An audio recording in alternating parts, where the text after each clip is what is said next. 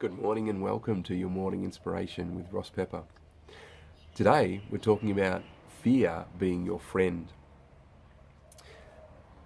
What I'm talking about is fear or false evidence appearing real.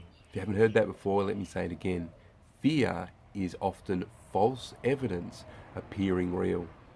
What that means is if you're afraid of something, if you're going, oh, I don't want to do that, you have that feeling come up inside you of fear.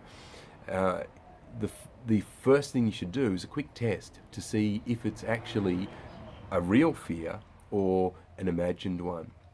And what I mean by that is, will what you're afraid of actually cause you physical harm or not? And if it won't cause you physical harm, then it's false evidence appearing real. Because jumping in front of a bus can cause you physical harm. You know, you're meant to be afraid of something like that. That's why we have fear. But quite often in modern society, the fears that we have that come up for us are not real. You know, there's no actual physical danger to us, but we act as if there is. And that's where the problem is. When we act as if they can, like a fear is something that can physically harm us, when it just can't.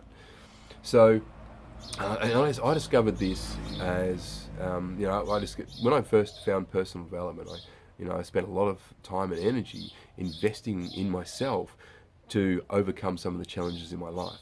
And there was a point where I noticed that I wasn't doing some things in my life. And I thought, well, why am I not doing this or that or whatever it might be?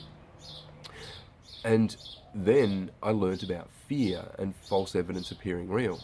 And I went, wow, I'm afraid of doing that, but there's no actual real danger to me. You know, what's the worst that can happen? And the worst that can happen was, so minor. And one of the great examples was actually public speaking. For me, my job was actually talking in front of small groups of people, maybe up to about 10 people. And that was challenging for me. And I did that on a daily basis for many, many years. And still, 5 years later, it was still challenging for me.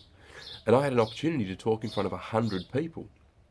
And, I knew a lot of them as well. And I found that really fearful thing to do. And then I went, this is ridiculous. Nothing can actually happen.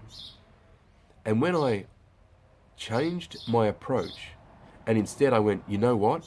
If I'm afraid to do something and there's no physical danger to me, that is an indicator that I have to do that.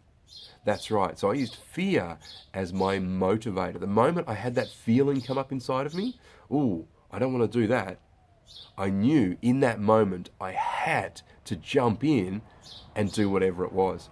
So fear is actually your friend. You recognize that false evidence is appearing real, you can use it as a motivator to jump in and go do that thing. And the moment you change your approach from, oh, I don't want to do that, to, oh, I've got that feeling, I need to go do that, you can get some really exciting things happening in your life. You can do things you thought you'd never be able to do, such as public speaking. I now love public speaking.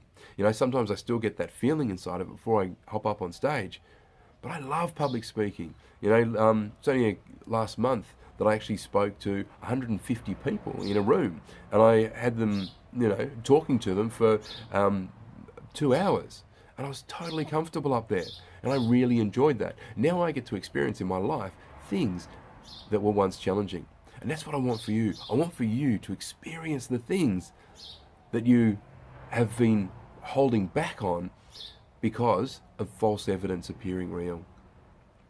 So I want you to jump out there today and do things that when you feel that feeling of fear come up, just jump in there and have some fun. Because I know, once again, like a few things we've spoken about recently, that's where fun really starts to begin. False evidence appearing real at times, and jump in there, have a heap of fun, because remember, we're not here for a long time, we're here for a good time.